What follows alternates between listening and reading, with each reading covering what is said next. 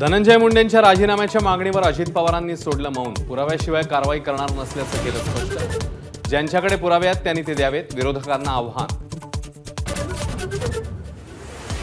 आकाने भरपूर माल जमवला. त्यांच्याकडे काम करणाऱ्या अनेकांच्या नावावर जमिनी. पैठणमधल्या मोर्चात सुरेश धस यांचा आरोप. तर वाल्मिक कराडवर पीएमएलए अंतर्गत कारवाई का नाही, सुप्रिया सुळेंचा सवाल. बीडमधील संतोष देशमुख हत्या प्रकरणाला 1 महिना पूर्ण. राजकारण शिकेला, मात्र अजूनही न्यायाची प्रतीक्षा. हत्येच्या निषेधार्थ पैठणमध्ये मोर्चा. शरद पवारांच्या राष्ट्रवादीत प्रदेशाध्यक्ष बदलण्याची मागणी. मराठा व्यतिरिक्त आणि वेळ देणारे प्रदेशाध्यक्ष हवेत. पदाधिकाऱ्यांची पवारांशी चर्चा. दिल्लीमध्ये उद्धव ठाकरेंचा काँग्रेसला धक्का. अरविंद केजरीवालांच्या आपला पाठिंबा. इंडिया आघाडी एकत्र नसल्याचं पुन्हा एकदा स्पष्ट. केजरीवालांचा पक्ष चांगला असेल तर पृथ्वीराज चव्हाणांनी आपमध्ये जावं. काँग्रेस नेते संदीप दीक्षितांचा खोचक सल्ला.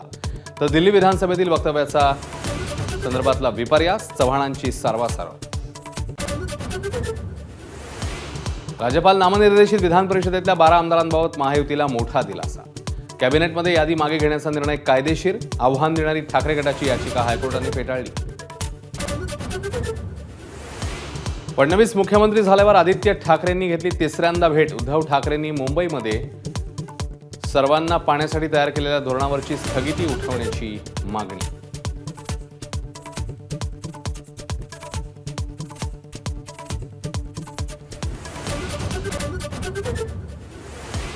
दादरच्या फुटपाथवरील भाजी विक्रेत्याने टोरेस कंपनीत गुंतवले होते तब्बल 14 कोटी रुपये.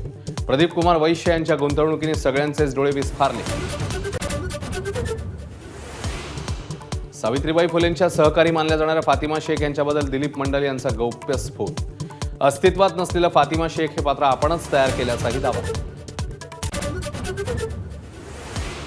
अमरावतीत महापालिकेचे महामुद्दे या विशेष कार्यक्रमाचा इम्पॅक्ट. माझाच्या बातमीनंतर अमरावती पालिका प्रशासनाला जाग. गेल्या 4 वर्षांपासून साचलेला कचरा 2 दिवसात साफ.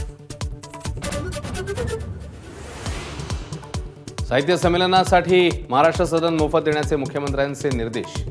आजच शासकीय आदेश जारी करण्याच्या सूचना.